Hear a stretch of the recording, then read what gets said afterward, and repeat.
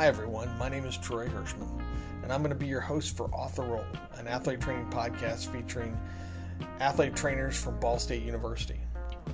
Today we're going to talk to Ron Sendre. Ron was the assistant athletic trainer, co-head athletic trainer, and program director at Ball State University for 8 years. He's one of the pioneers in the athletic training education program, and in fact got the first major in athletic training at Central Michigan University. Ron's going to tell us some stories about that process, talk a little bit about Jim Dickerson, and has some other great stories and exchanges today. Hope you enjoy the podcast.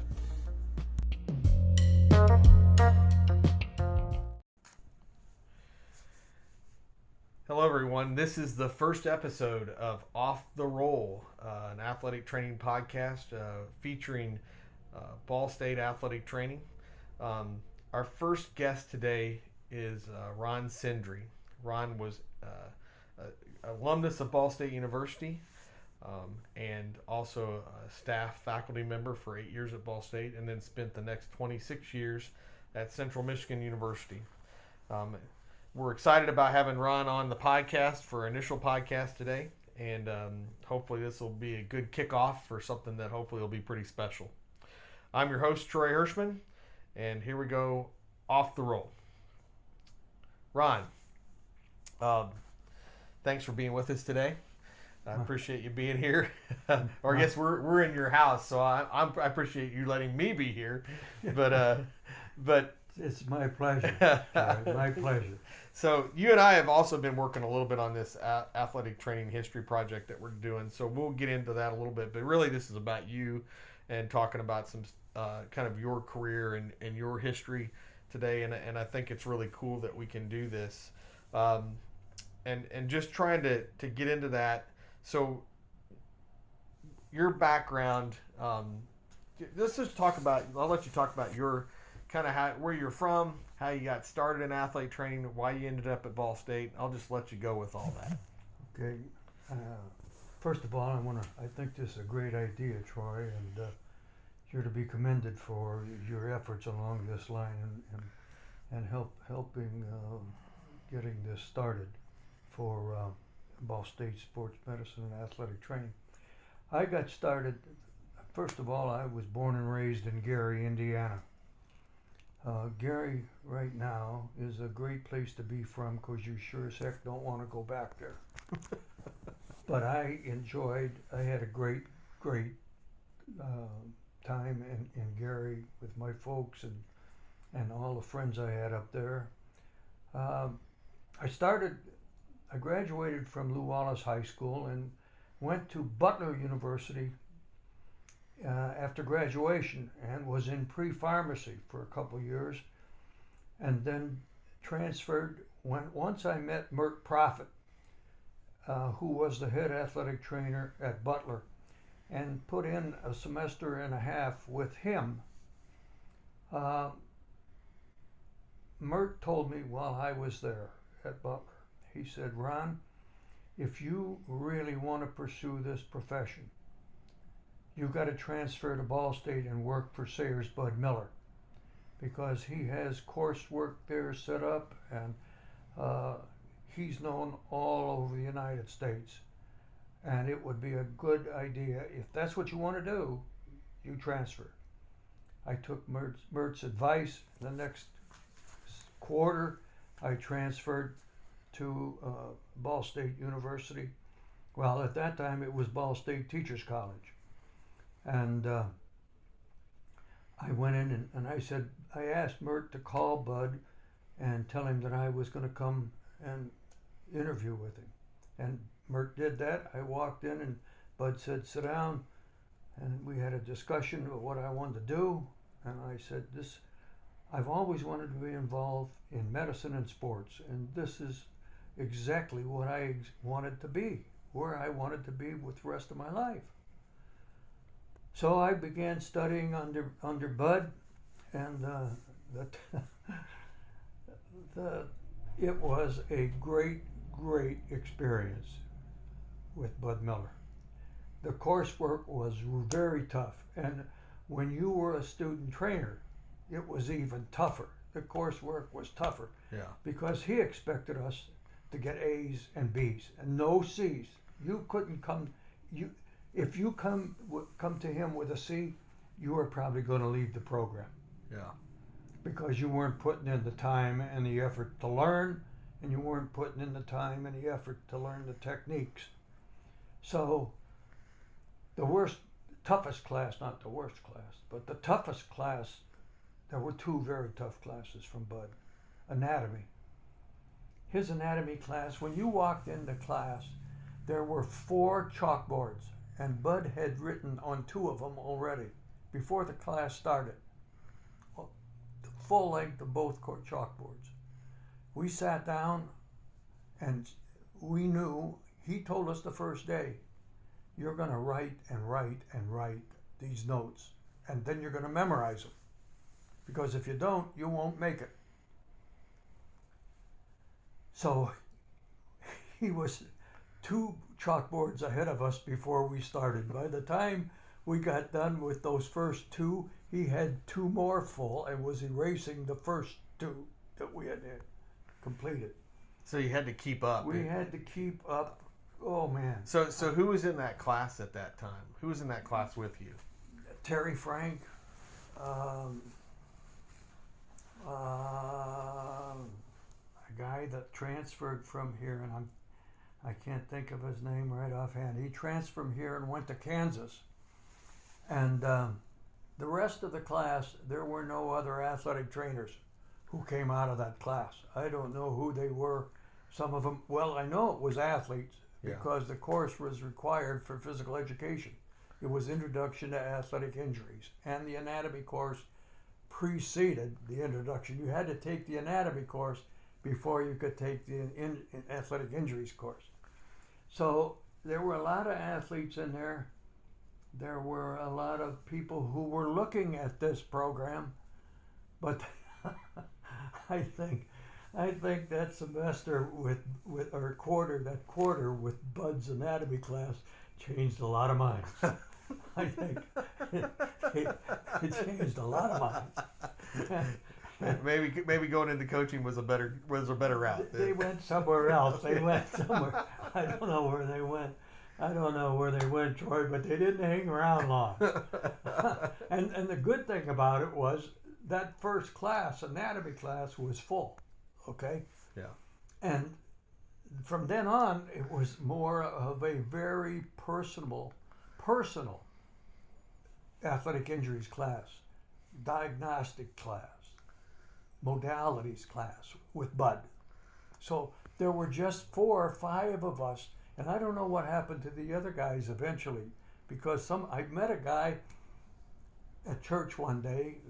I was walking out of church, and Beth and I were walking out, and he and his wife came up and he tapped me on the shoulder and he said, "Are you Ron Sendre?"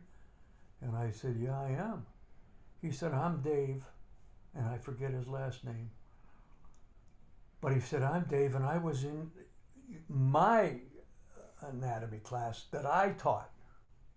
And he said, "You scared the hell out of me." He said, your anatomy class, I heard that this was a tough class, but he said, my class was Bud's class. Yeah. You see, I mean, I just took my notes and I did what Bud did to me. Right. So, and that was a good experience. It gave me a background in how to teach, because Bud taught me not only sports medicine and athletic training, he taught me how to teach. Yeah. And I hadn't had that experience in pre-pharmacy. I mean, you don't learn how to teach. So this was a wonderful, wonderful opportunity for me. And I graduated in the last class that got a certificate, a graduation diploma that said Ball State Teachers College. I graduated in November of '64. Went in the Navy immediately because I had been in the Naval ROTC to keep from going to the service until I graduated. Right. So I went in immediately into the Navy and was sent to the East Coast. I had done my boot camp prior to this and went immediately to the East Coast and was transferred immediately to the West Coast. Now, that was in '64. in 65, in November of 64. In May of 65, Beth and I were married. And I was in process of transferring from East Coast to San Diego. So I had 2 weeks free leave time. Mm-hmm. We got married in that first week. We honeymooned the second week. And when we came back, I reported to the ship and on Lake Michigan, because I got transferred off the guided missile cruiser on the west in San Diego to the patrol craft escort in Michigan City, Indiana. I got a call during that time, during my time in the Navy. So let me ask you this. Okay. So when you were in the Navy, did you use anything related to athletic training? Yes. Yeah. Yeah. Okay. When I was stationed in Great Lakes. In Michigan City, Indiana, on a PCE, patrol craft escort. Yeah. That was part of what was called the Sunbelt Fleet. We had a DE, a destroyer escort in Chicago, a PCE in Muskegon, 3 or 4 ports on Lake Michigan, on the east side of Lake Michigan, Grand Haven, and so we would go up into Chicago and we would stay for a weekend, a couple days, maybe a week. And they had basketball teams playing from the ships. So our ship had a team, and I taped the guys' ankles and iced down their problems afterwards. Yeah. And I got to know, that was a good experience for me also, because I got to know the officers better. I was enlisted and I was in charge of the ship's office. Yeah. As a yeoman. These guys were officers and I didn't get to know them real well, but during that time I got to know them real well playing when they were playing and I was coaching. Yeah. So, and I was training, not coaching. I was acting as the trainer. So when I got out, I was still in the Navy. Beth and I were living in Michigan City. I got a call from Bud Miller. He said, "Ron, much longer do you have in the Navy?" I said, "Bud, I got about 1.5 years." He said, "Can you get out any quicker?" I said, "No, not without going AWOL, Bud, and then they're going to come find me." He said, "Okay, get out of there as fast as you can. If you can get out early a couple of months, when are you out?" I said, "I'm out in December of 66. He said, "Okay, get out as soon as you can, because I got a graduate assistantship here waiting for you." So I went through the next 1.5 years and put in for an early leave, early out, and got it. So I got out in November rather than January. Yeah. I got out in November, came back down here to Muncie, interviewed again with Bud, talked to him about what he wanted me to do as a GA. Came back, spent 6 or 7 months as a GA. I did a 4.5 year study of all athletic injuries at Ball State, and that's in the library. Yeah. Here at Ball State, where I just analyzed and recorded injuries of different types, kinds. Anyhow, during that spring, early summer, a job opened at Marion High School in Marion, Indiana. And Bud said, "This is a hell of an opportunity for you." He said, "Take it. And when something shakes here," because I think he already knew that Dick Hoover was thinking about moving. Yeah.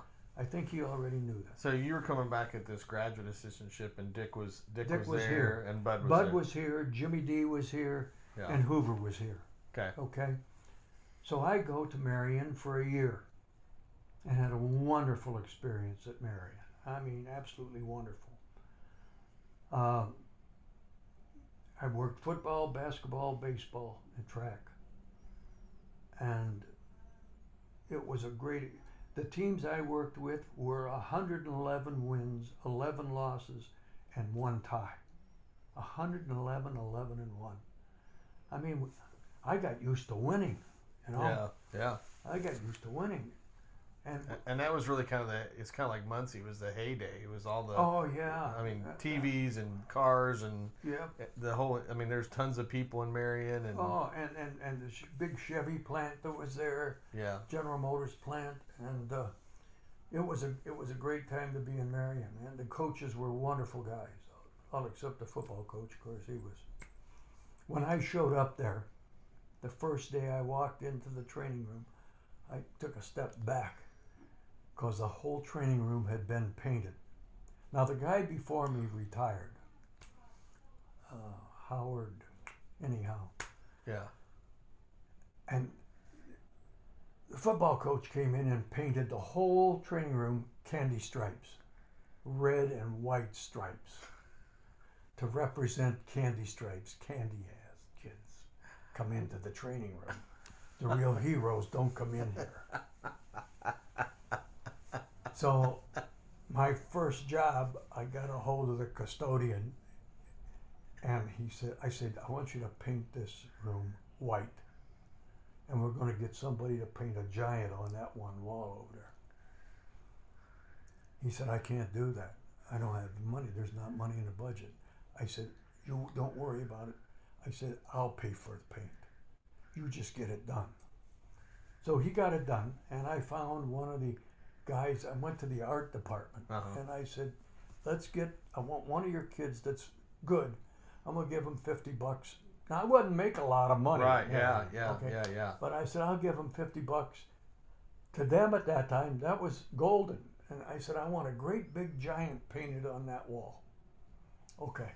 So they did it.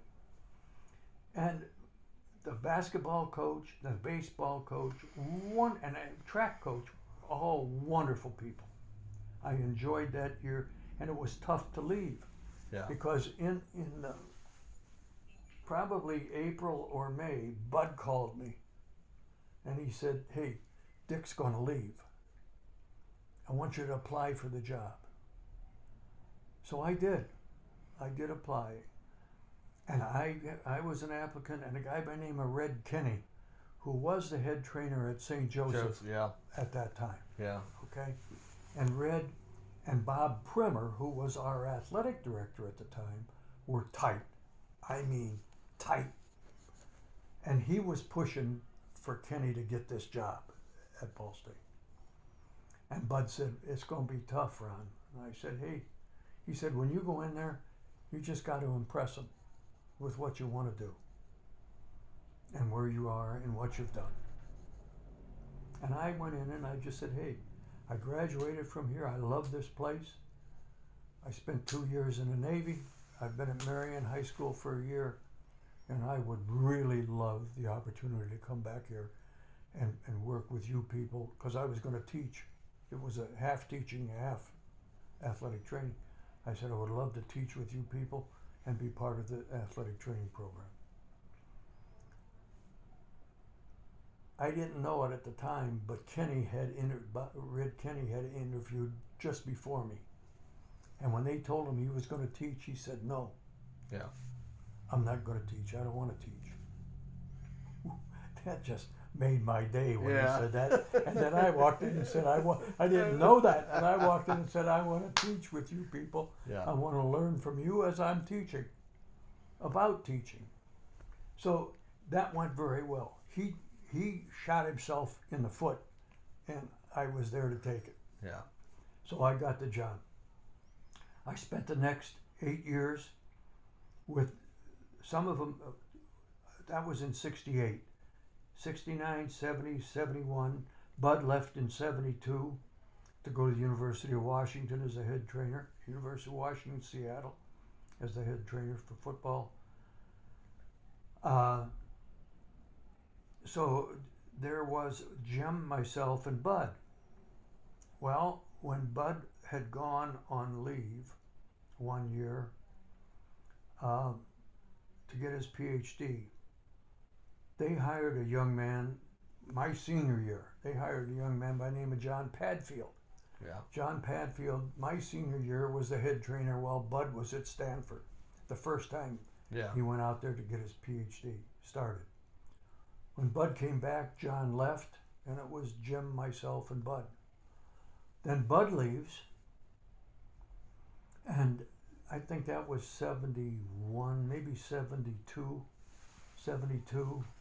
and then Jim and I were here as co-head trainers. I left, and then Don came in, Don Vogelsang came in 73, Yeah, I think that's right. 73, and I left in 76 to go to Central Michigan University, primarily because they made me an offer I could hardly refuse. I got a significant pay raise. I got an upgrade to an associate professor from an assistant professor. And they said, the dean of the school said, we want you to come to Central to develop the first sports medicine major. Yeah. I had, when I came back in 68, Bud was developing a minor at an athletic training. At that time, there weren't many, if any, in the country on minors. So he tried to get it passed by the board of the academic senate. Yeah. He couldn't get it out of the department because one guy, 99 and 44 100% of the people at Ball State loved Bud Miller. There was one guy in the PE department who didn't like Bud for I don't know what reason. Yeah. I never got a gist of that. But he kept shooting down the minor. It never got out of PE department. When he left, he said he wanted me to go, and I think he wanted JD to go. But I don't know about that for sure, but I know Bud said to me, I want you to go with us to Washington. Yeah. Beth and I had a discussion. My folks were in Gary. Her folks were in Plymouth. I came back and I said, Bud, I can't do it. I can't do it. It's a long way out there, isn't it? It's a long way back, Yeah. you know. So I turned that down. But he said to me, Ron, you got to take this minor. And he shared a lot with me on the minor. I mean, we talked and worked, and you take it and get it through. He said, so-and-so, I don't want to mention the name, so-and-so will not have that in for you like he's got it in for me. Right. He left. Dr. John Reno, who was the department chair, I got all that information together. We got it together. I showed Dr. Reno what we wanted to do. He said, I've seen this. I don't know how many times, Ron. I said, but you also had, what's his name, blocking it. Yes. Let's put it up and see if he blocks me. We put it into the department. It was passed. I took it to academic senate. It was passed.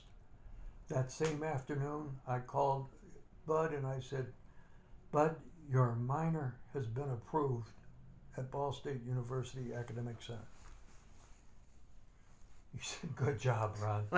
I said, no, it wasn't me, Bud.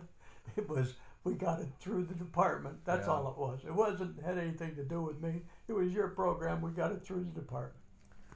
Well, so now in 76, I got a chance, and I spent 11 years with Bud on the Professional Education Committee of the NATA. 76, these people, Bill Tennyson, the Dean Tennyson, who was the dean of the School of Hyper, said, we want you to come to Central Michigan. I had made a presentation at at Penn State University on the contents of a major curriculum. Bud and Pinky Newell had set up this conference at Penn State, along with Otho, and they wanted to, Pinky and Bud wanted to, and it was in conjunction with the program directors meeting. All the program directors, where there were minors now, came to this meeting. And the Professional Education Committee was there, And various people Bud made a presentation, John Schrader at Indiana made a presentation, Gary Delforge, who was at Arizona, made a presentation, and Bud had assigned me the curriculum. So I stood up and made a presentation on what it would take to have a major curriculum. Because at Bud's funeral, Pinky Newell. So we're jumping ahead to like 1980 at this point. 1980. At Bud's funeral, Pinky and Otho got me into a room, and I walked in the room. Otho said, "Sit down right there, Ron." And I didn't know what this was about. All I'd been told was those two gentlemen wanted to see me. So I go up there, and I sat down, and Pinky looked me right straight in the eyes, and he said, "Ron, Bud's dead. You've got to carry the major. You've got to get the major approved." He said, "Will you do it? Can you do it?" Boy, I sat there for a couple minutes. I really did. I sat there for a couple minutes thinking, looking at these two gentlemen, and I'm thinking, I took a deep breath and I said yes, because Bud and I had communicated a lot in that last year and a half about a major. And I said, yes, I will take it, but I'm going to need a lot of help from you guys. You two gentlemen are going to have to help me with this, get me the necessary secretarial help, the office space, private office space, so on. No problem, Ron. We will take care of that. And I said to Pinky, what kind of a timeline do I have?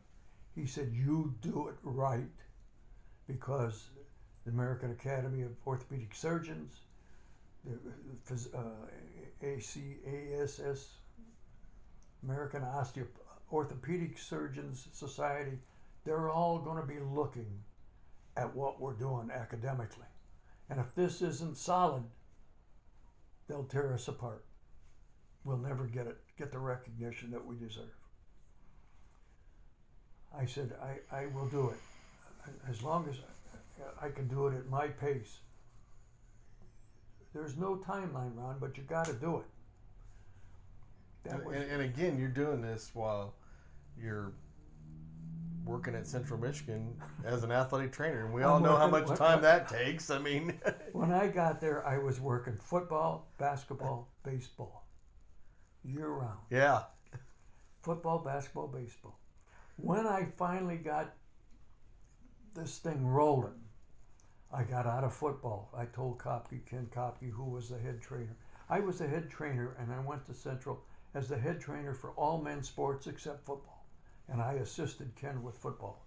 But after the first 3 years, I said to him, hey, boss, I can't handle all of this. I got to have some time to get this done. Yeah. Because I'm here in the spring, I'm traveling with baseball, 40 games. Winter, I'm traveling 35, 40 games with basketball. I don't have any time from November 15th at that time when we started basketball practice until January. And I'm here in August, July with you. I got to have some time to do this. Yeah. And he knew, because when I was hired, the Dean Tennyson told him, hey, he's going to get the major here. So Ken, I didn't have any problem with Ken. Ken helped me tremendously get this done. And I've always recognized him for that. He did everything I needed and got me everything I needed. Anyhow, we got 1982, 81, 82. It was approved at the university in 81, and in January of 82 it was approved by the NATA, Professional Education Committee, as the first major in the United States in sports medicine, major curriculum in the United States in sports medicine. And that day I made 2 phone calls. I called Otho and told him I called Pinky. Pinky said, "That's a great job, Ron. That's a great job." Otho says, I hope you haven't opened a can of worms."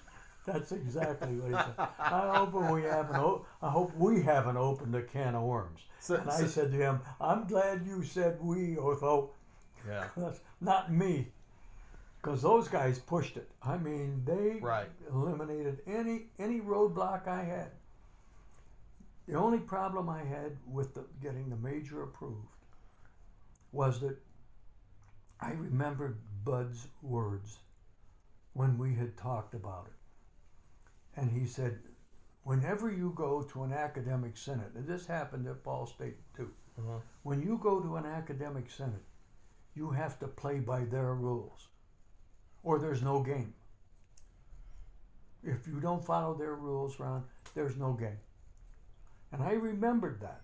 Thank God I remembered that. Because when I took the major curriculum to the academic senate at Central Michigan, I didn't have sociology in there. I didn't have psychology in there. Right.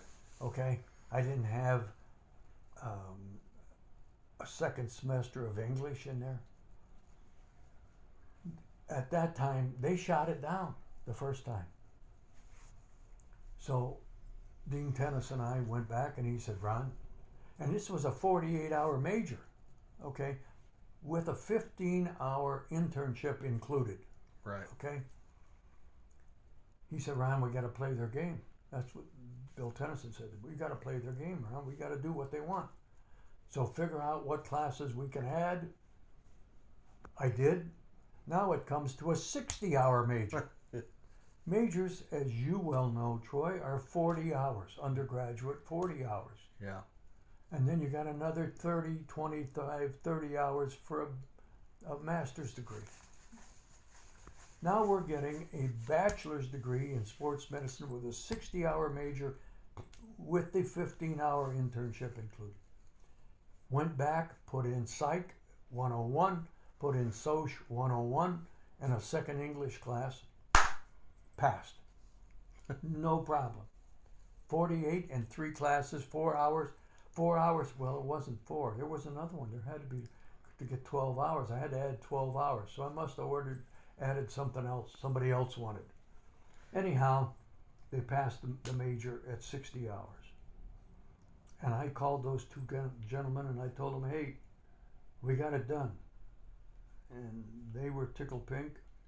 And I said, "Well, I hope Bud's happy too." Yeah. So that's how that is. And then I stayed there. I worked.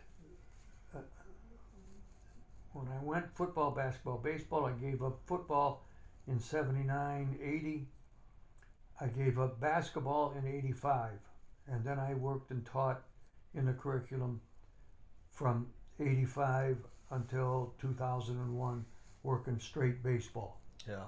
And sometime, because of the facilities, I would cover cross country and baseball in the fall. Yeah. In fall baseball, because I could cover it in fall. I could cover the guys and gals cross country teams. Yeah. But in the spring, we had a graduate assistant come over and take care of the track and field.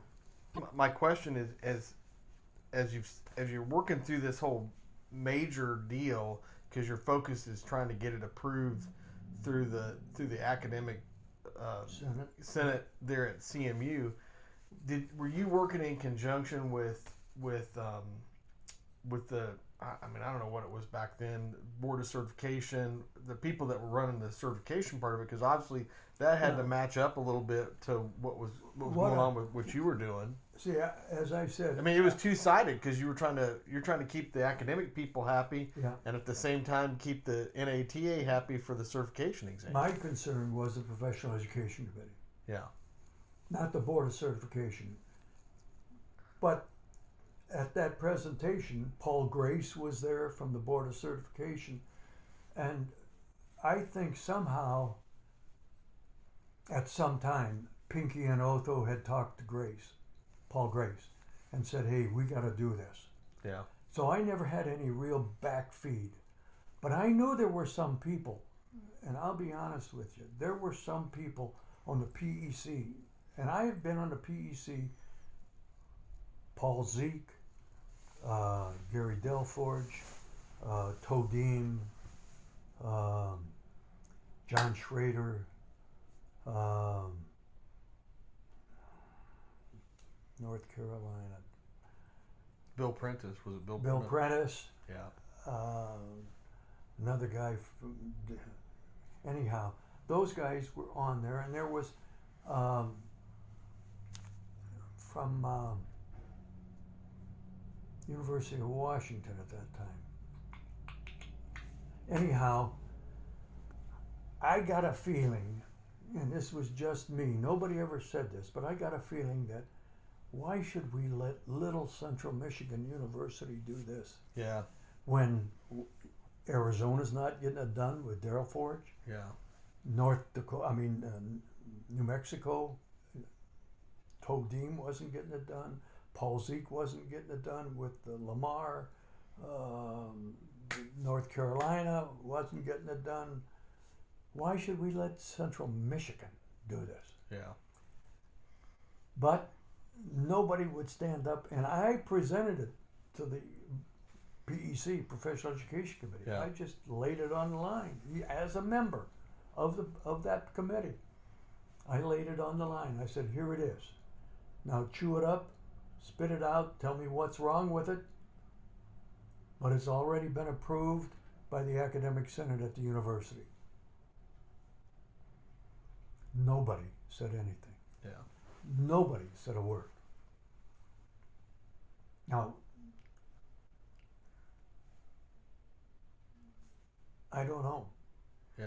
Bud was gone. Okay, now Delforge was the chairman of the PEC. Nobody said a word. And I said to them when I started, now some of this material I got from Bud. Some of it came from Bud. When I asked Shirley Miller, his wife, for material, she sent me a folder. But it was everything in there that Bud and I had talked about. Right. There wasn't anything new in there that we needed. But I said I incorporated Bud's ideas and the university's demands, and knowing what I had spent 11 years on that committee, so I knew what worked in the minors. Right. Okay, so to build on a minor was not too difficult. Right. We already had the minors in place, so all we had to do was take it to a major level. We had to get cadaver anatomy. Right. Okay, we had to get advanced anatomy physiology. You had to get it advanced. Okay, there were other coursework that we had to add to make it so that the AMA would approve it. Yeah. And the ACE, American College of Sports Medicine. Yeah. And orthopedic surgeons would approve it. So we punched in some advanced physiology, and the kicker was Dr. Tom Keating, who was the orthopedic surgeon, was teaching in the program. Yeah. And teaching diagnostics in the program. And I think that's who's going to argue with the orthopedic surgeon. Yeah, exactly. Yeah. Okay? Yeah. And if he is part of this program, it's got to be solid. Yeah. And that was one of the things that I decided we had to do. Right. Bud and I had never talked about getting the orthopedics involved. Right. But when I saw that we might run into some problems clinically, Yeah. I thought, hey, who's going to argue that this guy's teaching in a program and is part of this program? Yeah. So it worked. Those were the kinds of problems that we had. Not insurmountable, Yeah. not going to ruin the whole shooting match, but you had to learn, as Bud said, you got to play by their rules or there's no game. Yeah. Yeah, I think that's a concept anymore that's foreign to this younger generation that are so idealistic on how they're going to just push it through because they are who they are. And I remember my mom telling me I was frustrated coming home one day, and she would look at me and go, "You got to play by their rules until you're in charge to make the rules." That's right. When Then make rules. you can make the rules, but you got to get there first. And that was always something I always tried to keep in the back of my mind. Yep. That now I'm a little further along, and not that I can make the rules, but I think I can influence the rules a little bit with That's right. that. Exactly. Um, You can't change them, like you said, until you are numero uno. yeah, But if you're number 2 or 3 and you want to change some of them, you've got a lot of input opportunities. right. And that's where, as part of the professional education committee, when Bud was running it, we could all give input. Yeah. And that's how it got to be what it was. You know. So in all your years of teaching, I mean, and you were being a clinical athlete trainer too, and we'll get into a little bit of that here in a little bit. But who were some or more you've taught a lot of classes, you taught a lot of athletic trainers. Who are some of your more memorable students? What have they done? And this is kind of, you may have to think about this a little bit, but maybe not either. I mean, but who are some of those athlete trainers that are out there that God, there's a ton of them in there. Yes, there is. But some of your highlights, I guess you would say, I'll tell you, first of all, the highlight was working with Bud. Yeah. And Dick and Jim. And the opportunities that were presented to Dick and Jim and myself because of Bud. But the students that we've had,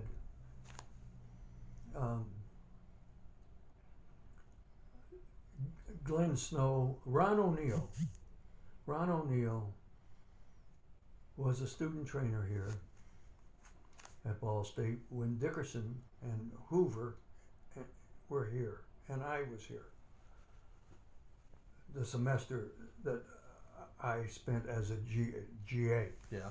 During that semester, Ron O'Neill missed a bus with the basketball team one time. Hoover just reamed him out. I mean, we had to call, and I don't remember where they were going, but we had to call and say, hey, our senior student missed the bus. And he was a senior at this time. Yeah. Okay. Now, Hoover is gone, and he's at Northwestern, and Ronnie is now in his last semester. And Hoover calls back because he lost his assistant. And he calls back and he said, I need an assistant. And JD and I are sitting in a training room, and he's on the phone, and we're both listening to him. And he said, I need an assistant. Is O'Neill still there? And I said, yeah, he's here. But he's not here. He's gone on a trip somewhere. And he said, what do you guys think? I said, hey, he's number 1. He's number 1, Hoove. You know that. Yeah. He said, when he gets back, have him call me. So I said, okay. Jim said, yeah, we'll have him call you. So O'Neill gets back, and I called him because we missed him. He got back after we left. Yeah. I called him at his apartment. I said, hey, get over here right now. Come on to the house. So he came over to the house we were living in. And he gets in, and I said, Hoover's got an assistant position, and he wants you. He said, he took my scissors away from me. Because Hoover had, when O'Neill missed that bus, Hoover said, give me your scissors and scabbard. That was his punishment from Hoove. Give me your scissors and your scabbard. But O'Neill never forgot that. He said, I'm going to go work for him. And he took my scissors away. I said, listen to me, Ronnie. He didn't give a dang about your scissors. He wanted to know who we recommend. Dickerson and I both said, you. Yeah. Now, you better call. Here's the number. You call Hoover and you go up and look at this job. He said, I'm going to go to Chicago. I said, yeah, you're going to Chicago. Northwestern University. Whew. I said, here's this kid from outside of Wilkes-Barre, Pennsylvania. Yeah. Hayseed. I mean, almost a hayseed. Yeah. Okay? He's, can't believe it. He goes to Hoover for 4 years and learned every trick that Dick had. I mean, Dick had so many things going for him at Northwestern besides Northwestern. Yeah. Ronnie met all the big people in Chicago in the sports medicine and athletic training, all the people that Hoover knew, Otho Davis, Pinky Newell, all of them. Yeah. He met them all as an assistant trainer now, not as a student. Yeah. So Hoover was going to leave Northwestern. O'Neill interviews with Otho, and he goes to Otho's with the Philadelphia. Otho was the head trainer of Philadelphia Eagles. Yeah. That training room had everything that you could imagine. If there was a new product, Otho ordered it. Okay? So he goes there and he spends 6 or 7 years, I can't remember, with Otho as an assistant. Yeah. He learns so much more in Philadelphia than he learned in Chicago. Now he's in Philadelphia. Now he's meeting everybody that's possible because they all come to Otho for problems. Yeah. Otho is executive director of NATA and the head trainer of Philadelphia Eagles. Now, the head job, New England Patriots, opens up and Ronnie gets it. Yeah. He is the head trainer when they win their first Super Bowl. We have other people, and he today is still working, selling for, he got out of athletic training. Actually, I think he just retired like the year before last. Yeah. Well, he retired, but he came back. He's still working now. Oh, he's still working? Part-time. Yeah. Part-time. Yeah. Yeah. And I know it's a shame that it's going to be 2 years before any of us can get together and you know, at a convention or something that we can see each other and catch up a little bit and find out what we're all been doing. So, yeah. So he was probably one of the most successful. Jay Bradley's been a tremendous success in high school in Indianapolis area and then at Indiana University, IUPUI, I think it is, IUPUI, Indiana University, Indianapolis, Purdue, Indianapolis. Anyhow, he's been a tremendous success. Glenn Snow has been a tremendous success in business as well as athletic training. Right. He was an athletic trainer who came to us from New Albany, Indiana, and it started a long succession of people coming to Ball State from the New Albany area. Yeah. But he was successful with Active Ankle as a vice president of Active Ankle, a support brace for ankle injuries. Yeah. Now he's a president or vice president for DigiJump, which is another device to help increase vertical jump. And just been a magnificent ambassador of Ball State athletic training and sports medicine. We've got Rex Sharp, who graduated from here, went to northern Michigan with his uncle Ray Oxley. Randy. Randy Oxley Yeah. was Yeah. thank you, was Rex's uncle. Rex went up there and gained a great deal of experience at Northern Michigan. Then came, where did he go next? Oh, Northwest Missouri, I think, or maybe Yeah. Northwest Missouri State as the head trainer. And when Don Vogelsang retired here, Rex got the job Yeah. back here at Ball State. He was here for a number of years, and then, you know, that was funny. A funny part of that deal with Rex. JD called him and told him about the job that Don was going to retire. Don Purvis, who was the athletic director at that time, Mhm. I'm at Central Michigan, and Don and I got to be good friends when he was a baseball coach Yeah. at Bowling Green. And I'm sitting in my office one day and I get this phone call, and it's Don Purvis. And he said, Ron. I said, who is this? He said, Don Purvis. I said, Coach, how are you? He said, you remember me from bowling? I said, yes, sir. He said, I remember you ragging on my players on the baseball team. I said, Coach, it was all in good fun. He said, sometimes it didn't sound like good fun. I said, it was in good fun, Coach. I did it to everybody. It wasn't just Bowling Green. Yeah. I did it to everybody so that nobody felt slighted. Anyhow, he said, I'm calling you because we have, as maybe you're aware, Don Vogelsang is going to retire here at Ball State. And I said, no, I didn't know it at the time. Yeah. He said, yes. But we've got 3 applicants here who I think you know one of them anyhow. And I said, who's the one I know? And he said, Rex Sharp. And I said, Coach, you don't have to say another word.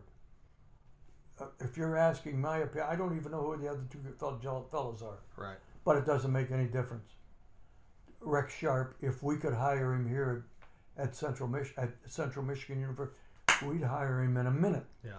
But we can't pay him enough to get him here. I said, you will not go wrong with that young man.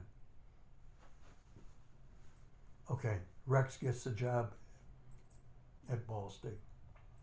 Now he's here 5, 6, 7, 8 years. 11 years. 11 years. Yeah. And he gets the job at Missouri. Yeah. Head trainer, University of Missouri. He stays there 20 some years Yeah. and retires. And now he's retired, and there are many more. There are many Semi-retired. semi. Yeah, Right. he's working back That's at right. Jeff City High That's School right. now, which we gotta laugh about. I got a message from him the other day when I told him I was sending him a copy of the history. He said, "I'm supposed to be retired, but I was working a track meet." Yeah. Yeah. I said, "Hey, that's okay." Yeah. I think retirement that means you can do whatever you want to do, whether that's going back to work a little bit or playing golf, right? We've had another graduate like Bruce Scott. Bruce Scott left here as an assistant graduate, as an assistant athletic trainer with Bud Yeah. at the University of Washington. He got the first head trainer for the Seattle Seahawks. Stayed there numerous years. Yeah. And wanted to get back into the college. So he became the head trainer at Arkansas. Yeah. And stayed there a number of years. And then he was also a PT. Bruce was a PT. And then he retired from there and is now working part-time out of living in Evansville Okay. and working in Kentucky. Yeah. He told me the other day he drives 5 hours down there to his site and then drives 5 hours back. Oh, wow. I said, Bruce, there's got to be PT clinics between there and here. Yeah. He said, I know, but I love it down there. I said, well, why don't you get Mary Ellen and just move down there, Bruce? Oh, he said, we've got a nice place here. I said, I'm sure you do. Yeah. Anyhow, he's another example Jim Russ. Yeah. Jim Russ graduated from Ball State, became an assistant, a graduate assistant at Purdue, became an assistant at Purdue under Pinky, became the head trainer at the University of Notre Dame. I think he's retired, but Yeah. he retired as the director of sports medicine at the University of Notre Dame. Yeah. I'm sure I'm going to forget one of my guys. I'm sure I'm going to forget them. But those people, hey, there are Jim Ruthier, John Coddington, Steve Cezanne. These guys all left here and became high school trainers and stayed. I felt, and I still feel this today, and I told these young men that before they graduated, all of them. Yeah. Because of my experience at Marion, I feel every day I made all the decisions. Right. I didn't have some physician looking over my shoulder, or like at Michigan where you got 5 doctors run Right. out onto the field and the athletic trainer is watching them do the evaluation of Right. the injury. Or at Indiana or at Purdue, the same thing happens. The physicians, why do they do it? Because they want to be the team physician at Purdue Right. on their credentials. At Marion and in any high school, you don't have that problem. Right. You're making the call. I used to tell my students at Central this. That day when you walk out and you're the head trainer at that high school, and you walk out onto that football field that first day, and you look around and there's no Ron, there's no Ken, there's no John, there's no Greg, it's you. You look out there and you're going to almost ruin a pair of shorts. Yeah. And I call that the day Shortsville. Yeah. And I can't tell you how many of my students would call back and say, Ron, I had my Shortsville today. I had my Shortsville today, Ron. Yep. So those are, and I still believe today that the best job that you can have, and you want to make the calls, if you want to make the call, if you don't want to make the calls, get a college job. Right. If you want to make the calls, unless you're here at Ball State, now you get to make them here at Ball State too. Yeah. You get to make the calls. You're not overshadowed by the physician. The physician is there, and that's what we had at Central. The doctors waited until we made the call. Right. If I needed Dr. Keating, I looked in the stands, or he was on the field, and I'd say, Doc, come here. Yeah. Okay? But in a high school, unless you don't recruit a team physician, and that's number one, in a high school, you must recruit a team physician. One of those kids' dads very probably is a doctor in town. Yeah. One of those athletes, whether it's a female or a male, it doesn't make any difference. And you designate them as the team physician. You get them a jacket that says on the back, team physician. Yeah. They love it. They love their recognition. Yeah. And I would tell them, that's what you got to do, guys, in a high school situation. In a college situation, it depends on the college. If you're going Division II, Division III, NAIA, now you may have to recruit a doctor too. Yeah. So, I'm done. I'll slow down. I'll Yeah. slow down. No, it's okay. I do this, Troy, and talk like this to my classes. Yeah. Okay, I would talk to my classes like this, and so I felt like today maybe I rambled too much for you, but No, it's fine. It's how much? Oh my God! Yeah. 4:00. So we're gonna, because we need to do this. Yeah, we've been. I'm gonna try to keep this in an hour, but today is gonna be a little different. So we're obviously coming off the funeral of Jim Dickerson, and Jim not only was your coworker but a great friend. Oh.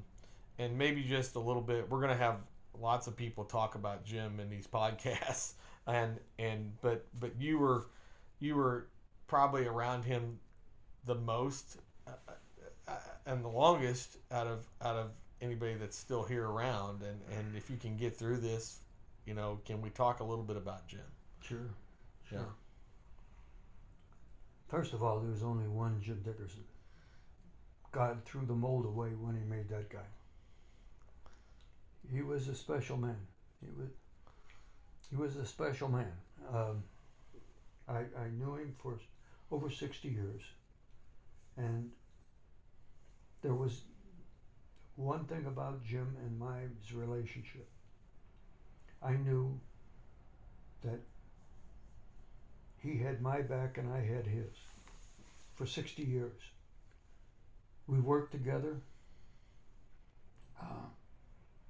We played cards together. We vacationed together.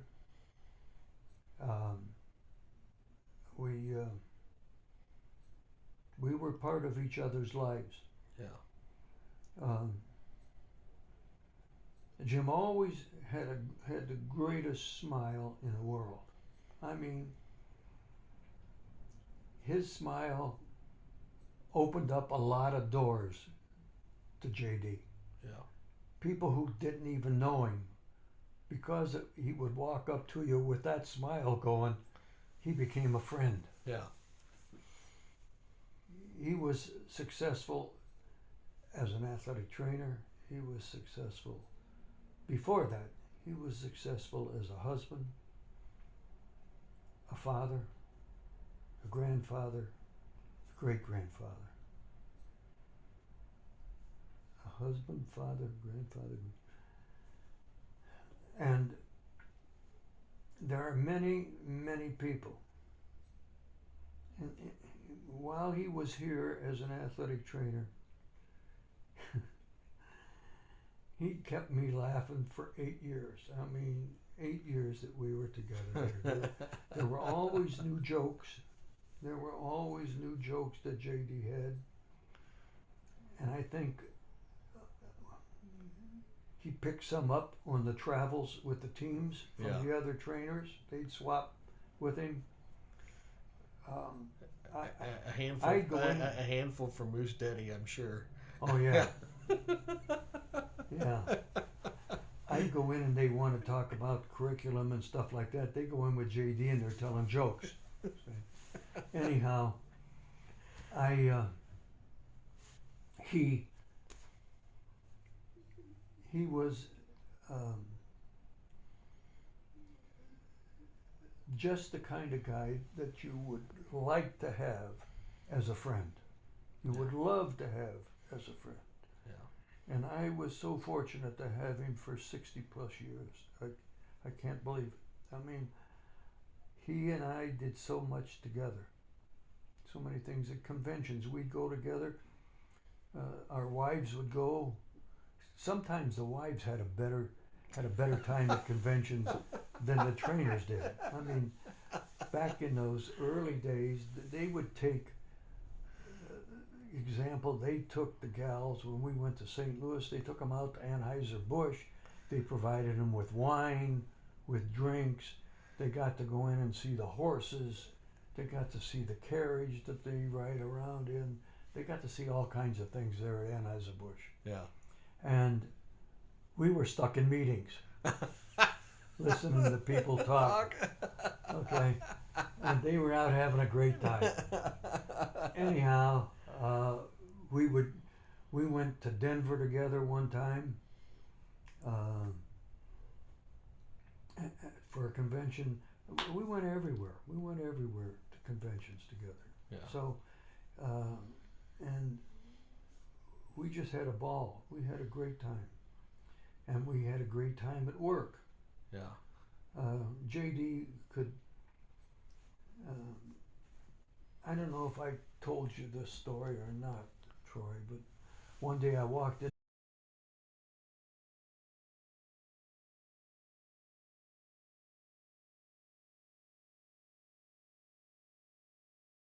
He said to me, "Look at this, Ron." And right above his navel, there was, it looked like a cigarette burn. somebody put a cigarette out right there on his stomach. And I said, how in the hell? Toddy, how did... He said, I was at a party last night and this chick walked up to me and just stuck her cigarette right there. I said, you didn't hit her, did you? He said, no, I didn't hit her, Ron. I said, okay. I said, I'm going to come lay down on the table. I'm going to put some antibiotic and a Band-Aid on it. And he said, could my penis fall off because of this? And I said, he said, let me state that again.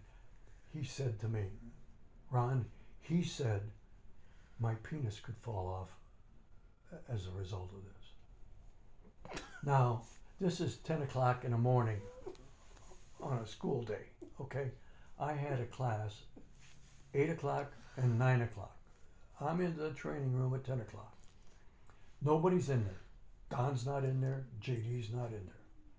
He simply said to me, he said, I'm thinking, Don was always in there at 7 o'clock in the morning, okay?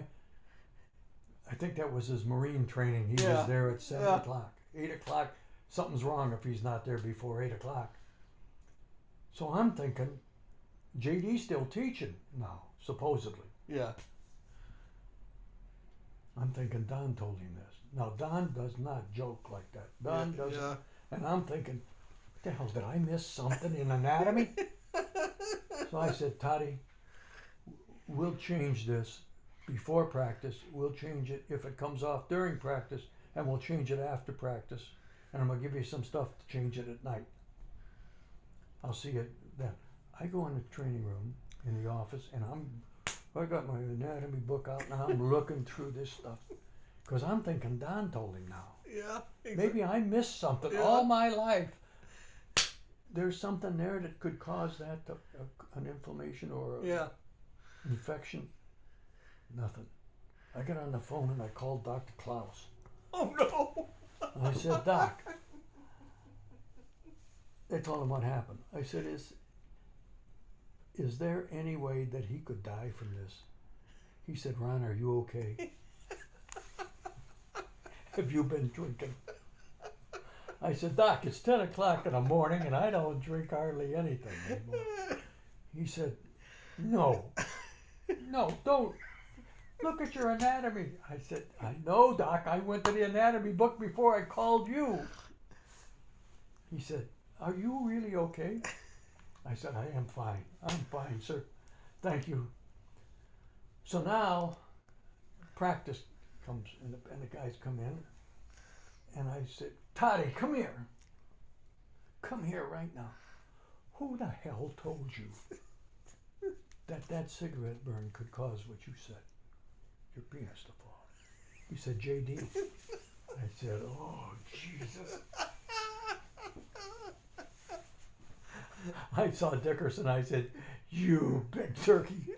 You know what you caused me to do? You caused me to look at the anatomy books and call Dr. Klaus to see if there was some way his penis could fall off because of that burn above his navel. He cracked up. He cracked up. I said, well, I thought it was Don who told me that Don doesn't joke around like that. Oh, that's one example, Troy. That's one example of this guy. I mean, I was able to stay sane with him. He was the stabilizer. No, he wasn't the stabilizer. he was mixing stuff up. He was stirring it up. He was the stir of the pot. Yeah. I mean, that's just one example. Yeah, I had a kid once at Indiana State that he was a freshman and this was JD was the inspiration for this, but he was a freshman. All the senior, junior, upperclassmen offensive linemen. He's on the offensive line. And it was his first trip to travel. He got made to travel squad. And we had grasshoppers out there, and they dared him to eat this grasshopper. And they told me about it. Because I had a group of offensive linemen at Indiana State were just awesome guys. And I said, really? You told him to eat it? He ate it. Yeah. I said, all right, I got this, guys. So I called him over and I said, heard you ate a grasshopper out here? He's like, yeah, I ate it. He was proud of it. I said, well, they were out here spraying yesterday to kill the grasshoppers. I said, but they don't spray anything that kills them. It just shrinks their sexual organs so they can't reproduce. and that kid's like, what? And I go, yeah. And so I let him get on the bus. I didn't tell the coaches. I didn't tell the senior offensive lineman. But there's a lot of JD in this. And we were going to Youngstown, Ohio. And I let that kid sweat it out all the way to Youngstown.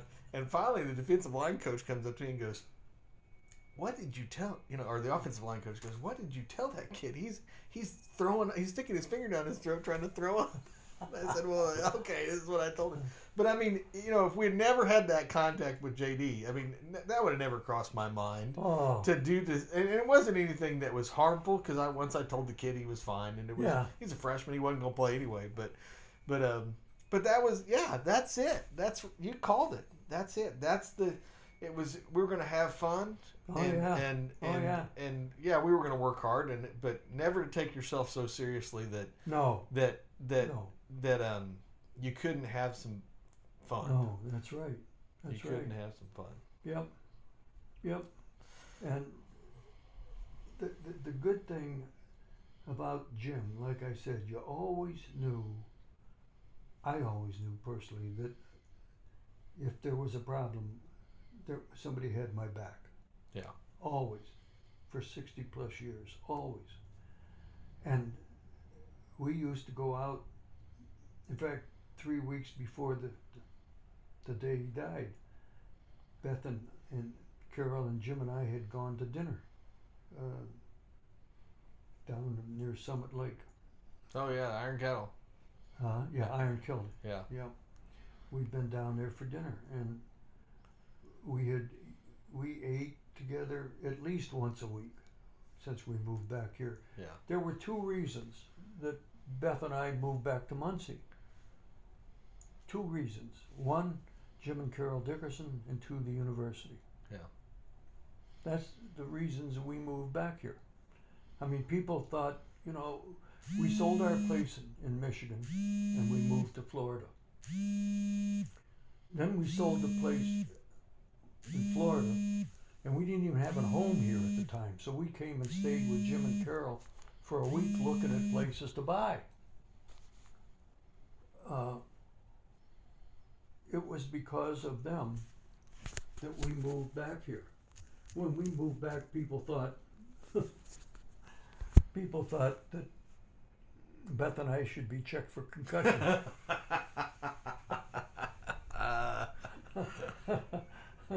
Because you're moving from Florida back to Muncie. I said, hey, I had told Beth this. We've been married 56 years, and I told her, I said, look, when we retire, really are done moving around, I want to be in a town where there's a university. Yeah. Now, there's another guy who started here that I didn't mention back then that just popped into my head when I said I wanted to retire to university. Tim Garl started here. Yeah. And he wanted to leave here after his freshman year and join 2 of his high school buddies who played football and got a scholarship to Alabama. Yeah. So he came into the office and he said, Ron, I want to go to Alabama. I said, why? He said, I want to go down there. I got 2 buddies down there. I talked to them over Christmas break, and they want me to come down there. Yeah. I said, well, let me call Goose Tree. Jim Goose Tree was the head trainer at Alabama. I called him. I said, Goose, listen, I got a kid who's going to be great. Who is going to be great, Goose, and he's wants to transfer to Alabama from Ball State. He said, Ron, I just gave my last scout. Now Timmy's sitting in my office. Yeah. He said, he can hear this. He said, I just gave my last scholarship away. Tim says, I'll come for nothing. I said, Goose, he will come and work for you for nothing until you see how good he is. Yeah. When Tim finished at Alabama, he was in charge of all athletic training students, had a full ride scholarship. Goose got him a graduate assistant to Mississippi. Yeah. When Bob Knight got appointed as the head coach at Indiana, one of his assistants came from Mississippi. And Knight said, "Hey, we got to get a trainer." The guy said, "I got the one." They brought Timmy up there. And he's been there till this day. Yeah, the rest is history, isn't it? He's there till this day. I called him when I was about ready to retire, and I said, "We want to retire to a university town, Tim, and I'm thinking about Bloomington." I said, "Would I be able to buy a couple basketball tickets?" He said, "Ron, you're an athletic trainer. I know how much you make. Yeah. You can't afford the tickets. And furthermore, the line to get tickets after people die is so long, you'll be dead before that line, you get to the front of the line." Yeah. He said, "But I got 6 of them. You can have 2 anytime you want." Well, I said, "Shit, I don't want to borrow 2 of his tickets for the rest of my life. Yeah. So I'm not going to go to that ruined Bloomington out." But Timmy's, I talk to him often. I call him and just say, "Hey, how you doing? You still doing this?" I said, "You're looking good on TV, buddy." Yeah. Yep. So that was one I almost omitted, and I would feel bad about it. Yeah. Anyhow, JD, God love him. I miss him today. Yeah. I miss him today. There won't be another guy like that in my life, and I doubt, there have to be 1,000 people who know him. Yeah. I turned From his travels, there Yeah. have to be 1,000. There's so many. I called it layers. There's so many layers to JD. Oh yeah. There's the the athlete training layer, and then there's the dad and the grandpa and the great grandpa layer, and then people that I knew that in growing up in Boone County that he knew growing up, that always knew him as that guy. There's just so many layers of him, and I think that's the thing, and to know that that he and Carol were in that together, and just as many people I knew back home would always ask about Jim, but would always ask about Carol Sue, and I think that's what, if you can live a life like that, then I think you're doing pretty good. Yep. I've known him for 60 years, Troy, and I don't know one person in those 60 years who ever said a negative thing about Jim Dickerson. Yeah. Now that's a tremendous tribute. Yeah. Not one person who ever, in all my 50-some years in athletic training, not one person ever said a negative thing about Jim Dickerson. That's an exception. That's the exceptional person that Jim Dickerson was and is in my memory. Yeah. Well, that's a good way to end it on there, is to know that we were lucky to get to know a guy like that and spend time with him. Wow. and do that. So we'll wrap this up, but I'm going to have you on again sometime. I'm going to ask you some more questions about some of the crazy stuff you saw as a clinician. And there's a lot of stories there, I'm sure, too. Oh, so. yeah. I had 3 javelin catchers. I'll tell you about those sometime. Yeah, that'll be awesome. Well, thanks, Ron, for being on this initial episode. It went a little long, but it was worth every minute of it. And I can't say that your history in this profession and what you've done for it has been immeasurable with that. And I just appreciate you coming in and talking about it. And like I said, we're going to have you on again and talk again about some stuff. Maybe we can even find some way to have somebody else on. You can swap some stories with them. That'd be great too. So anytime, Troy. Anytime that you're ready, I'll be here. Thanks, Ron, and Thank you. And I appreciate you being on here, and we'll get this thing going. Thank you. Thank you.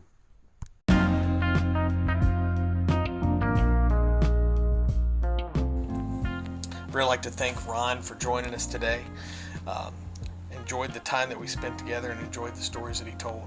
We hope this podcast is going to be exciting and interesting for those who have an interest in athletic training, particularly those that came from Ball State. We're going to have a lot of fun. We're going to have some characters on here, and I look forward to talking to each and every one of them.